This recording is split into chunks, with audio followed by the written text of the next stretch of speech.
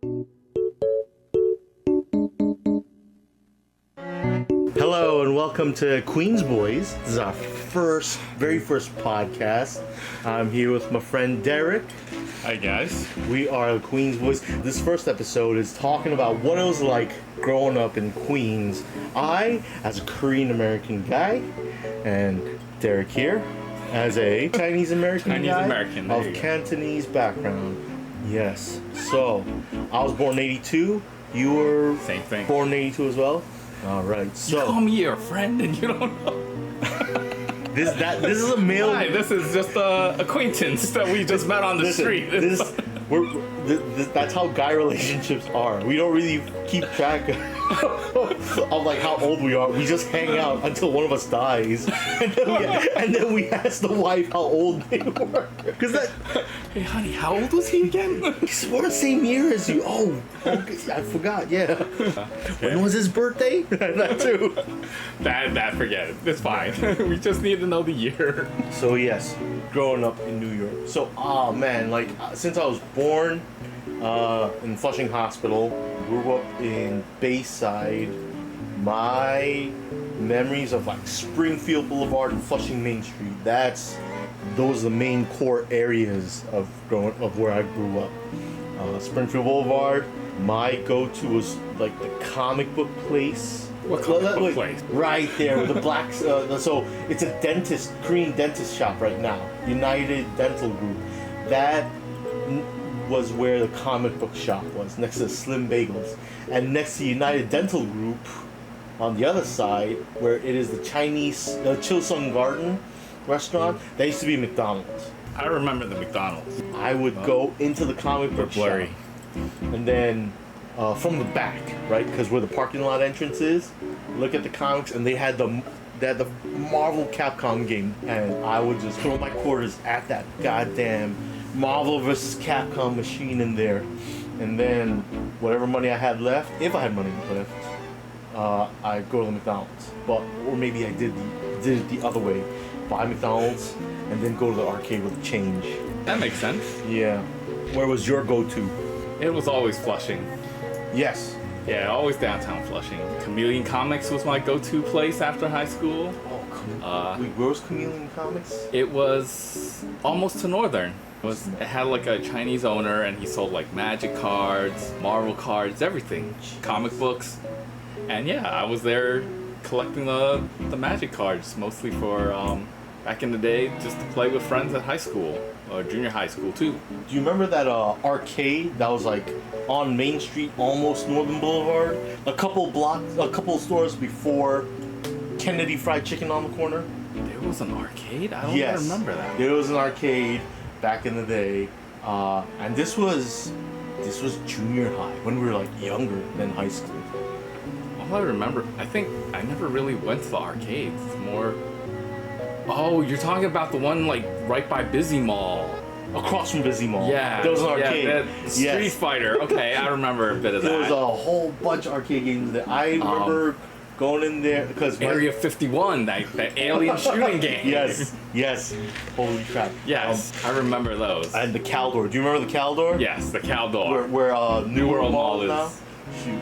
But we couldn't afford anything in Caldor. We're junior high school kids. Yes. But at that time, my sisters were taking piano lessons. So what I would do is, from Bayside where I lived, it was just me and my two sisters. So I was, junior high school, and which means my sisters were in elementary school or some shit. They were really young, and it was just the three of us taking the Q27 all the way to Flushing, and then I get them to their piano teacher's place, and then I go to the Caldor on the third floor, take the escalator to the third floor Caldor, where then all the TVs lined up, and I watch whatever movie they were showing there until their fucking piano lesson was done. Oh my gosh. There was also the Wiz right across from that. I'd walk in there and just look for like the new video games, or at that time they had the TV with the controllers popping out that are like bolted on. You always played the games? Yeah, for like however many minutes or whatever. and until like I died or had to hand over to the next turn. For me, it was just I would save like my allowance, whatever little I got back then, save it, and my biggest memory was going to the Wiz and getting my first Walkman. Walkman To listen to a snap. cassette tape. Yes. I don't think anyone even remembers what those are anymore. But that's like my first Walkman ever that I could afford by myself. And I still use it to this day. Holy crap! You still It still works. You just need, as long as AA batteries exist, I'll always have that. wait. So for the Walkman, doesn't it only play the cassette tapes? Yep. You still make cassette tapes now? No, I don't make cassette tapes now. I listen to the cassette tapes I already had. And it wasn't many. It was just like really popular Canto Pop that my parents would probably occasionally buy in Chinatown. Uh-huh. And then back then I loved Ninja Turtles. So when these Canto singers made a cassette tape for the original TMNT movies, their version, I just listened to that on repeat. Just put in the Walkman, listen to it, rewind or flip it to the other side and listen to it again. Jeez. Yeah, I didn't know there was a Canto version in the Turtles. I gotta bring it to you next time. It's so funny. Yeah, it still works.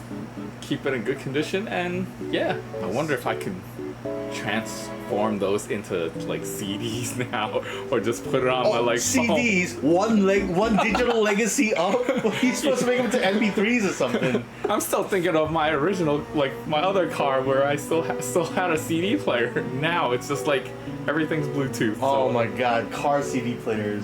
When they had the digital screen that would like show all the little animations, little 8-bit animations on that. Not even 8-bit, that was like 2-bit animations on the car stereos with the CD players and stuff. Like, God forbid you hit a bump and it skips a song.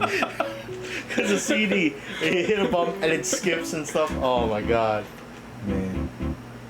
Do you remember the first bubble tea place that opened up? Quickly's. No. Even before that. That was my first one. The first bubble tea place that opened up was just called Bubble Tea. And it was behind Starbucks on the corner. It was behind it, down the block inside, and Behind the Starbucks. Yeah. Oh, I don't even remember that. I'm gonna have to say, like, people in the comments have to comment about that, because if you went to that SAT school down the block, you have to have passed that bubble tea place. Yeah, of course. I don't think anyone remembers that. Jeez. Because my first memory for bubble tea was definitely Quickly's, like right next to the library. I don't remember any other bubble tea place. Well, that was the first bubble tea place, and it was Really? so. I remember having it the first time because the bubbles were so like new and what's that? Chewy. Yeah, they were chewy and everything, but it was so like offensively new to me. I was like, oh my god, what is this? Like, and then when I chewed it, I was like, okay, I guess this is it. It was also the mangas and stuff that were in Chinese. I don't even remember this. Yeah, this was way back. I think I was in. I remember it because like I paid for the bubble tea, and then you could pay additional for the comic books, right? Mm-hmm. And then I paid the additional to go through the library of comic books, their mangas. And when I pulled it out and opened it, I was like, I need my money back because I can't read none of this. It was all in Chinese. Like, god damn it. Oh man. So for something like that, the ones I remember for manga was World Journal store. It was like the same as the Chinese newspaper, where when you went into the store, you went upstairs, you look for manga, and it's all translated into Chinese. Nothing else. Jeez. And yeah, you can. They weren't even open, so you couldn't even read it. But the title's in Chinese. Mm-hmm. So I never got into that young. Because I'm always the one in SAT school. Oh, yeah. That's why I'm asking people, like, hey, I know there was a SAT prep right behind the Starbucks. I just don't remember the name right now. Yeah. But I believe everyone that took SATs would have gone there at least one point in time. It was also a Chinese school, I think. A Chinese school and SAT, but I'm not sure. Maybe. I'm thinking it's like Ace Academy or something like that. But I can't remember it. But I feel like everyone I went to school with went there at least one point in their life. Yeah. Even if you didn't go to class, because no one checked. You just basically snuck into the classroom and just hung out with your friends while they're studying SAT. There was this one academy that like fucking dominated the Korean audience. Because I think the founder of the academy had like a little like segment on like on the Korean cable channel back then. It was CCB was the name of the after school. And holy crap, like I'm sure every Korean kid our age went to like CCB. Every Korean kid. So the Chinese kids went to where I went, and the Korean kids went to where you went. Yeah, but whether you're Chinese or Korean or whatever Asian you are, Kumon was universal. All-encompassing. Everyone freaking had Kumon. That garbage with the timing and how fast you did your thing. And yet, if you give me one of those booklets nowadays, I wouldn't even know how to do the fractions. Kids nowadays won't know about Kumon. I wonder if it's different nowadays. I'm sure. Like, I still see it exist. The logo's changed, but is it still the same booklets that they've been using for the past 20, 30 years? Yeah, I'm sure. It's a nightmare for an Asian kid. Like, so when did you first go to this? The CCB? I think junior high, right before high school, because we had those tests were called to get into high school. The specialized school test. Yeah. It's for like Bronx Science, Brooklyn Tech, and Stuyvesant. I think it was like statewide tests or something. They still have those, the specialized schools. Yeah. Where you took it in junior high school to get into like those high schools. Yes. Those were the three. Yeah. And how well did you do? I went to Dozo, so that shows how well I did on those tests. Hey, what are you trying to say? I went to Francis Lewis. Oh, Francis Lewis is good though. Which one's better, Francis Lewis or Cardozo? Definitely Francis Lewis. I think I wanted to go to Dozo because everyone's like, all the cool kids went there. Yeah, because no, it wasn't for academic purposes. Yeah, exactly. It's just to hang out. Exactly. Man. I think I made it to Brooklyn Tech, but I'm like, I don't want to go that far. I only wanted Stuyvesant, but I was lazy. I'm not your typical Asian kid. I'm lazy. I don't like taking tests, and I just wanted to play Magic cards at that time or collect comic books. Magic and comics. Jeez. Yeah. Now, if I made it to Stuyvesant, that might have been a different story. Oh yeah, but that's going into the city, you know. Yeah, that's super, even better. Super fancy for. And that's where all like the smart Asian kids went. Yeah. Super fancy for Asian kids. Sorry, I know half my friends are Bronx Science, so like, I'm not insulting them. It's just why go to the Bronx? I mean, it's also like the parents too, you know. And then back in my day, I don't think they had the bus in my neighborhood to take you to those schools. So if you made it to Bronx Science, you're taking the subway. Yep. Into the city and then uptown. Jeez. And I don't think that's safe for someone that's like 17, 18, whatever age. Of course it was at that. Well, no. So the days back then seemed like it was safer because all the kids our age were taking the buses and trains to Bronx Science and whatever. It just seemed safer, but it wasn't really safer. Now, see, for me, I remember graffiti still on like these metal tin cans we call the subway. Oh my gosh. Yes, of course. There's no way avoiding the graffiti on the trains and stuff. But back in the day when my friends went to Bronx Science and I went to visit them, like when I was in college, those trains didn't have graffiti at all. Now it felt a lot safer. So, well, when I remember the 7 train, it was red. It was the red 7 trains. Oh, I never took the red ones. I was always the EF. You were the 7 train, right? Oh yeah. I always took the 7 train that was always red and stuff. That was way back. Because it went from the red 7 trains that had like the graffiti marks on them, then the silver ones that had the graffiti marks on them, and I think, was there something in between the silver and the new ones nowadays? Probably not. Yeah, because it just stayed silver, I guess, from then on. Probably because like the outside was like the spray paint proof or something, stainless steel or something, so that like even if people did spray it up, like it was easy to take off. So the spray paint had to evolve, so you can spray it on the new subway cars. Maybe. I don't think people even do that anymore. They do.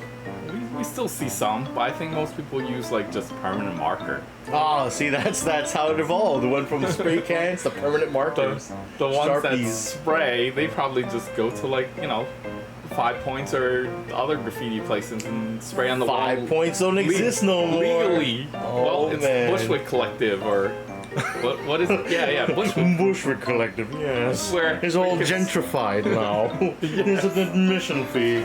So what were you saying about the arcade before? Let's bring it back. Oh, You used to always just hang out at the arcade. yep. Played the Street Fighter games. I was so in love with any fighting game that came out. My big intro to the fighting games was the Street Fighter 2 with Ryu, Ken, Chun-Li, and all that. Man. And then when Marvel Superheroes came out, in Marvel vs. Capcom. No, it was before Marvel Capcom. There was Okay. Marvel Superheroes, Superheroes. and I'm talking about the arcade. Oh, just the Marvel character. Yeah, just the Marvel characters. Okay. And this was before Marvel vs. Capcom. Oh yeah, like those are the Punisher, all those like it was like the golden age of like the 2D versions. yes. It was, Oh yes, I remember the X-Men one. Yeah. I spent all my quarters hell on that. yeah, that was like the Did you have a character of man. choice? my character of choice in X-Men was Wolverine. Okay. Because his super, where he just slashes really fast in place, took up the whole screen, cut up everything in the whole screen, which was great. My boy Cyclops. Of course, That's my guy. pew pew shooting from a distance, pew pew. Hey, when once it got to Marvel vs. Capcom. Oh yeah. Hey, guess who's ownage with his optic blast that takes up the whole freaking screen? Yes. And then the Darkstalkers game, holy crap, like that. Darkstalkers. Okay. I was like, what is this? Like horror movie characters, but they fight? My mind was blown. Like every crazy arcade thing that came out that Capcom made was just like a hit for me. Like Capcom really like inspired so much of my gaming. I think I played a lot of those. Definitely my big one was the Ninja Turtles games. Oh yeah, the 4-player one. Yes. Oh, I would just convince people to come play with me. Like, here's quarters. Just mash the buttons.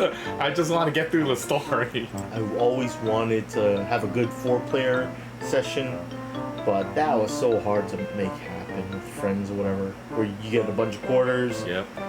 and Now, did you do the quarter thing where you put your quarter and you're like, I'm next? Yeah, of course, you had to, or else you wouldn't be able to do it. And then you had this like love-hate relationship with the guy that was like really good. It's like, oh, I hate you because I want to play, but I love how you're just destroying the game and taking so long because you're letting me see parts of the story I've never seen before. Or I'll never make it to. Yeah. In Springfield Boulevard, there was the Blockbuster that was like right across the street from the fire department. It's the corner where the Dunkin' Donuts is now. Uh-huh. There used to be a Blockbuster in that corner. Now you're getting really my- nostalgic with the Blockbuster. Of course, like after school Friday, like I'd go to the McDonald's or Joe's Pizza when that was around. Joe's Pizza. You know? There was one in Springfield? Yeah. Now, the Joe's, the one that's like everyone's hyped about that's in like Spider-Man, that Joe's, or it's a different Joe. No, Joe, different. Springfield Boulevard Joe is like not. No one knows about that. Springfield Joe is different from New York City Joe. Yeah, but it was still good pizza. Like every time we'd order pizza, it'd be from there. Well, if you live in Bayside, right after school, to hope and you pray that like I think it was Terminator 2. They had Terminator 2 in stock because it was like new release in the new release section. And if it wasn't Terminator 2, I remember like The Matrix. Oh my gosh. Terminator 2 skipped into the Matrix. You're talking about like the classic section. Now it's Like- classics. At that time, it was like new releases and stuff. Because I think the time period from Terminator 2 and Matrix, Yeah, it's those a are big two jump. different times. But those are the only ones I could think of that I was like Okay. waiting for the new releases because they were never there. It was always out, and you always had to check whether they like someone returned it and stuff. Now, were you the guy that actually rewound the tape? Oh, of course. Okay. I remember because I think you had to pay for it if you didn't rewind it or something. Or I don't So know did what it you was. just rewind it on your VCR, or you had like the separate accessory for just strictly rewinding? No, didn't have nothing because what do you call it? When my parents saw the rewinder, they're like, "That is stupid." As soon as you're done watching it, you just shut it off and press rewind. We are not buying a tape rewinder separately when this machine does the function itself. So But it ruins your VCR. it does? Wow, we had no idea. So you just went on the outskirts of the Blockbuster.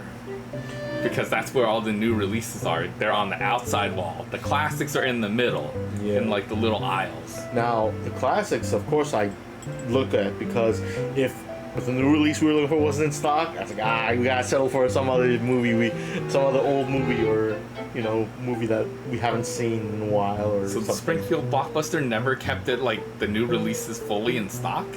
No, it was just gone like so fast. Because my Blockbuster on Casino Boulevard always had like a whole section to all the new releases, and there's like hundreds of them. So you couldn't, there's not enough people around that neighborhood that would borrow all of them.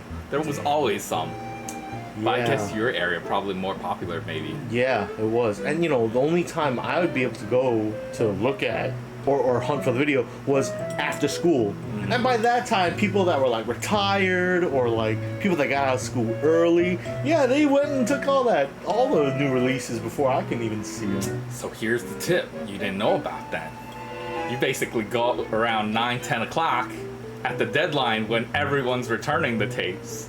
At night? Yes, I because didn't have- remember at Blockbuster it was always like return it by 7 or 8 or 9 or something like that. Yeah. So once you returned it, you could just stand by the cashier and be like, okay, that person's returning it. Can I borrow it? And he'll just scan it out for that guy and scan it in for you, and off you go. You had the new release. That was the tip.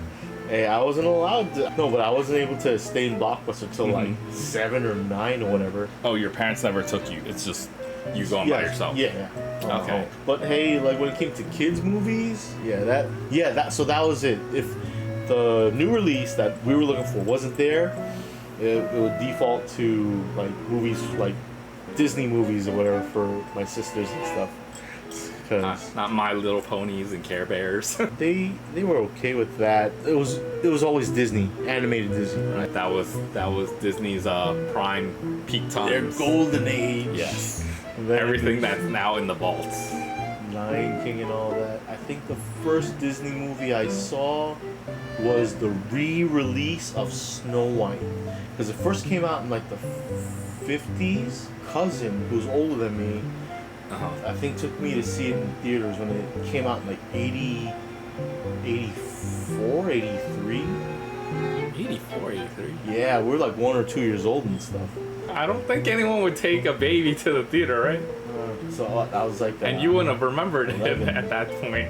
No, I remember seeing that poster for it when I was like a kid and stuff. But Probably in like Blockbuster then. no. Maybe you saw the poster there. No, it was a re-release in the theaters. I remember I didn't like it because it was kind of boring. Oh, but I did see RoboCop in theaters. When did that release? That was like messed up and traumatizing. Can't believe my parents let me see that. 87. I was 5 years old when I saw RoboCop and watched people murder Alex Murphy and shoot his arm off and be all bloody, and then him as a robot like shoot people down and stuff. Was that the bananas. first RoboCop? I think the only version I remembered was with that big cyborg robot.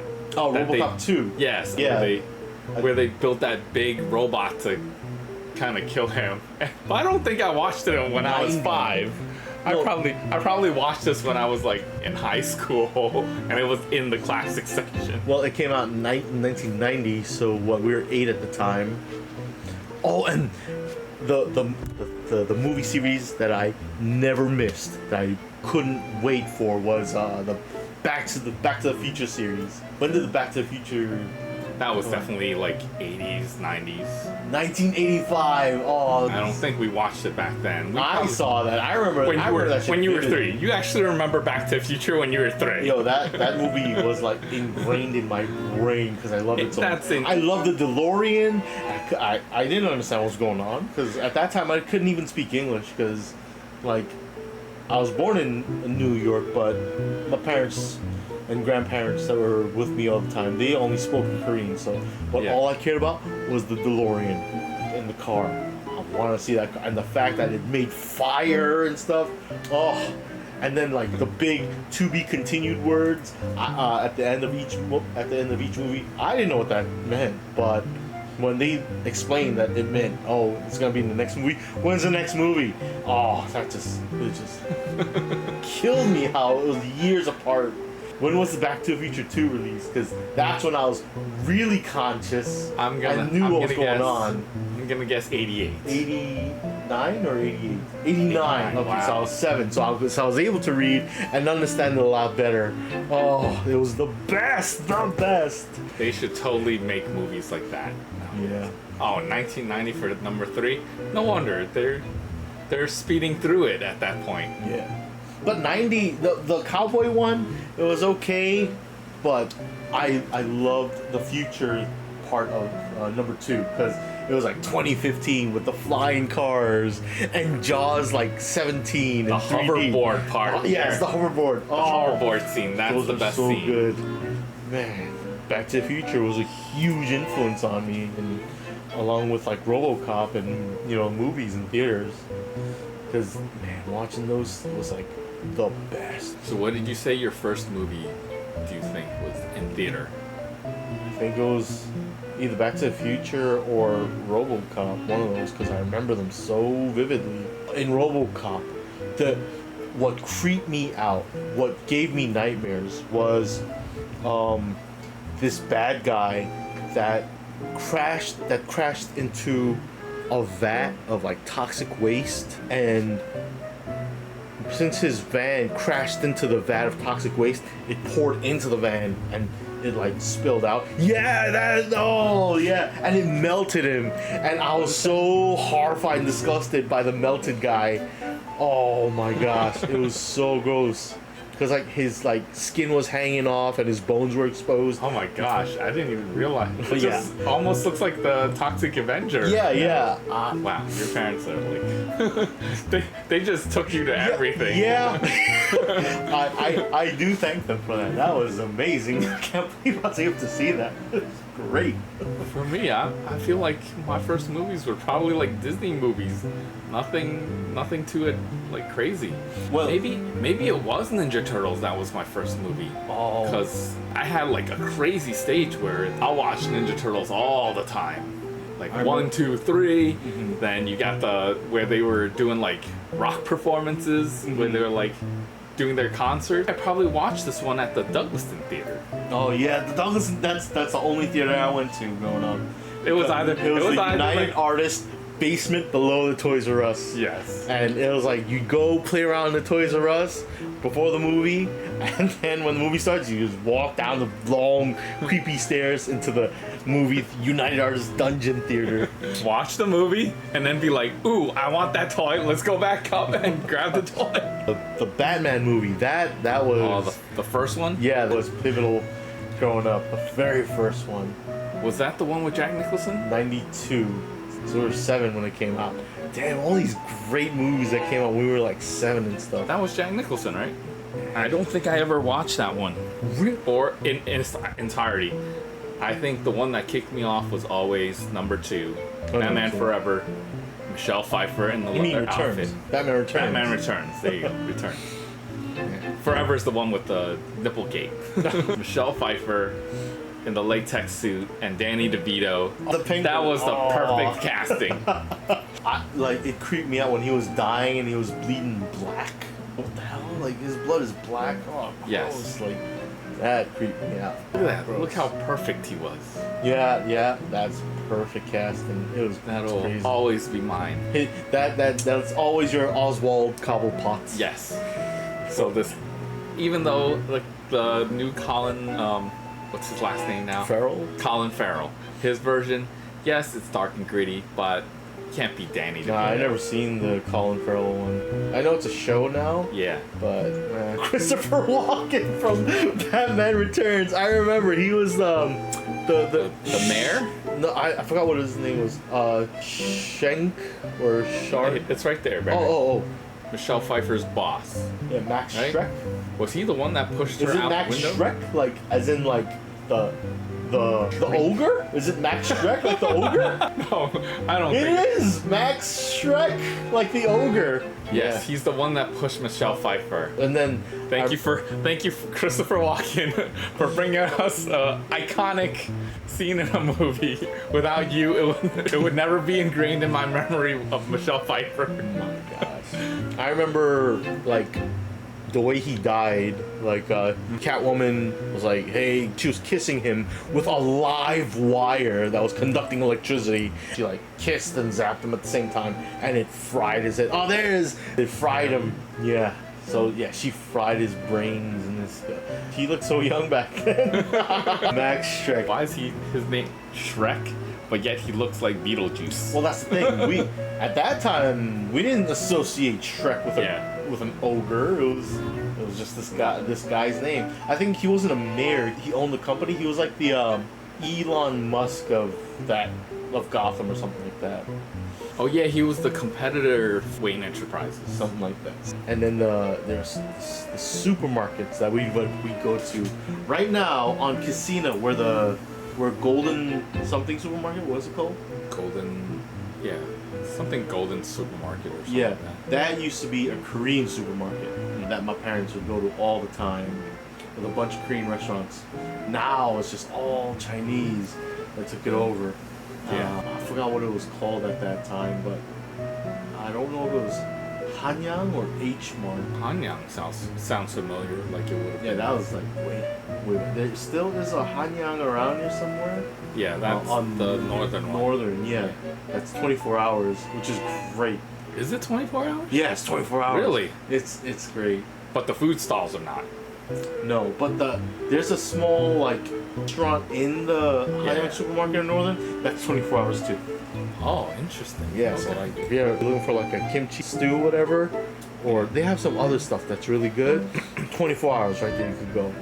I think me and Barry have gone there, like right after a movie or something. But I don't think back in the day they probably didn't have that. Nowadays it's like almost like the COVID times where they built those like wooden boxes in the parking lot. That's your table. Yeah. You just sit in a wooden box and eat. Yeah. And then there was I think another Hanyang that popped up, and it's closed now. It's on Northern, on the corner of Northern and Parsons. It's an empty lot that's closed off for years now. Yeah. That had a crazy like food stall area there that lot. everyone goes to. Yeah, it's right behind the Shell gas station. I think it is. Oh, where all the day workers wait at. I always remembered the deli, and then there was the gas station. I don't even remember what's on the other sides. There's that strip of like The little shops. like a Tex Burger. There was, I think, a thrift store there at the time that I donated a lot of clothes. There was a Korean restaurant, and then across on that corner was the McDonald's that old people hung out at. Yes. Oh my God. That one I remember. And then diagonally across from that, behind the Shell station, was a Korean supermarket, and a lot of Korean people went there just to eat. I forgot what that restaurant was called. Not restaurant, what that supermarket was called. Towards the entrance and exit of the parking lot was like this little like either furniture or tchotchke store or whatever, where they had like stone beds or like stuff. Stone beds? Yeah, beds that are like made of stone, or like like a caveman or whatever. But the heated blankets or the heated or the tables with like a heater underneath it that you could like, so you sit on the floor and it's heated and like for cold weather. They'd have like a sweet potato roaster going on there. Get freshly roasted baked potatoes. Yeah, they had like a whole bunch of stuff going on there. That's a Korean staple, right? Like the sweet potato? Yeah. Because I always see that at H Mart. It's like they have like their own little heated cabinet for it. Yeah, and especially in the winter, they bring out either they have the sweet potato roasting going on, or the chestnuts roasting going on. Yes. And those like Korean staples and stuff. Yes. Yeah. Oh, so that's the similarity between us. Is we all roasted the chestnuts. Of course. I wasn't a big fan of sweet potatoes until like recently, but I don't know, I guess if you're Korean and you hit a certain age past 40, you start liking baked or roasted sweet potatoes. I'm still trying to find out like what more do we have differences that we've had like growing up. Oh, like one of the main differences, I think, Sundays. Like Korean Americans had the churches or temples or services and stuff, and they would network and hang out with church people there. I don't know what. It's not the Chinese. It's not that Chinese people didn't have church. I'm sure they went to temple and everything. However, it's just my family didn't have time for that. Sundays is for like grocery shopping, SAT prep. None of the go to church and what are you gonna learn from there? maybe Chinese school. Oh, I remember actually. There was in Flushing on you know that like diagonal road by Casino. Down there used to be like a Protestant Lutheran church or something like that. It's like a Chinese church. Diagonal road? Yeah. Like right off Casino, where Casino meets Main Street. Okay. Okay? There's like one diagonal. I think it's like 40 or 41st or something like that. Okay. And basically, it was a church there. However, my parents always sent me there. Even though we were not religious or we're not like Christian or anything. We just went there to learn Chinese and then after Chinese, they're telling me to color like these pictures of Jesus and stuff. Leave it to a church to teach Chinese. Like, here's Jesus doing this. You should color him. Color him in. But yes, that's where I learned Chinese and to color Jesus. Wow. So I guess I was partially religious in a way. No. So you went every Sunday. Yeah, growing up every Sunday. It was a big shock for me when I learned that there were people that did not go to church on Sunday. So in elementary school, I met this kid that was a Sikh, had the turban and everything. Not turban, but what the younger Sikhs have with the ball, a head covering and the ball. Yeah. And then I was talking about church on Sunday, and then I asked him, "What church do you go to?" And he's like, "I don't go to church." I'm like, "What? What do you? Huh? What do you do on Sundays then?" Like, I couldn't believe it. And did he tell you what he does on Sundays? Yeah. I was like, I just stay home and do whatever. He sleeps in. What? I remember it being on the lunch line in like 3rd or 4th grade when this revelation happened. It was mind blowing because growing up in a Christian Korean household, Sundays was just church. I never knew anything different other than that. So I assumed everyone also like went to church on Sundays. Was it both your parents or just like one parent that always took you to church? Both went. Okay. Here's another thing I want to find. What did your parents drive back in the day? Oh, the earliest car I remember was a Buick. A Buick. Yup, Buick. It was a Gosh. brown one that had like tail fins and stuff. Tail fins? Like it had fins on and I always loved it because like it kind of reminded me of the Batman, the Bat car. The Batmobile? Yeah, the Batmobile when Adam West was Batman. It seems like you were well off. But man, it was a old Buick and it was crappy. I know that. I remember it stopping a lot. After that was an Oldsmobile. Oh my gosh, Oldsmobile. When did Oldsmobile die out? That was the first cars I remember. Yep, just like that silver one right there. That's what I had. That's what my parents had. Jeez. But we also had another one that was even older. It was huge. It was built like a tank. And it would just, you don't want to crash into us. If you crash into us, your car is... cars at that time were made out of like solid metal and stuff. Not like the plastic or the like PVC nowadays. Yeah. When did Oldsmobile go out of business? Probably in the 90s, I would think. I don't think they went out of business. No one liked the style anymore, and then they just shut it down. They Someone ceased in 2004. 2004. Oldsmobile. But that's, to me, that's more recent. Still more recent. Like, if you're talking about like those Caldor Alexander days, then yes, that's. Oh yeah, that's like, childhood days, yes. Of course. But Small Arcade, that was like, yeah, college. It's like exactly half our life right now. 21 years ago. Hey. Wow. That's old as heck. When I stayed out overnight, it was always at Cyber World or Cyberland on Northern and Union. Oh my gosh. Like Counter-Strike and Diablo 2. Oh my gosh. Well, we played Diablo 2, right? We did that back in the day. Of course. Oh. But I'm talking about all night. Like, yes. There was, we slept there. I think it was like, I don't know, maybe like $20 and you could stay there just like 24 hours or something. Yeah. It was 12 but hours. You just had to pay for food. Oh, it was so good. Yeah. I remember it was like a Friday night or something, and we all went to Cyberland to stay there to level up our Diablo 2 characters as much as we can. I remember bringing an alarm clock to wake myself up at the time. Go to school? No, just to wake up when the time limit was up and stuff. Oh, okay. Because I didn't want to leave. Because I think in Cyberland, if you go over the time, it would just like lock your screen until you paid, and then you wouldn't be able to exit the game, and your character could die. While you're... I think it's still... Didn't they just still continue charging you? I thought they charged you still. I don't even remember. No, I didn't have an account like that. Okay. I think you could have. I think I had a card, so they just continuously charged me. Oh my gosh. Yeah, I didn't have that. Do you remember when cell phones first came out? No, I don't think so, because I think for a while I never got a cell phone until I was able to afford it myself. My parents wouldn't give me one. Well, yeah, of course not. You had to get one yourself. And back in the day, it was like... Cell phones were dirt cheap. It was a free phone for everyone. They just wanted people to join the service. Why? Is there like a first cell phone you remember? I do remember getting a flip phone.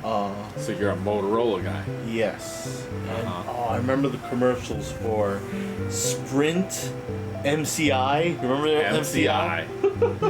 When did MCI go out of business?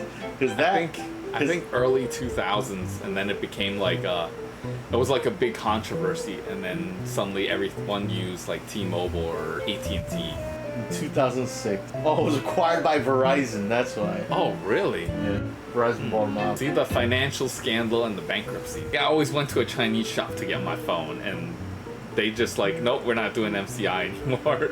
We're doing AT&T now, or T-Mobile. I remember I was a T-Mobile guy for a bit, and then when Verizon came out with the "Can you hear me now?" Good commercials. I went like, I gotta get that. You know, I gotta get that. Because I remember with T-Mobile, a lot of calls getting dropped and stuff. Because calls would get dropped so much, I'd go to a payphone.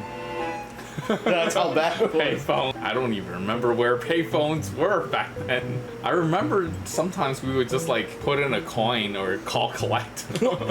Yes, call collect. Like, no, you wouldn't call pay. home and then just call home and be like, hey, No, you wouldn't pay for call collect. You'd ask them to pay.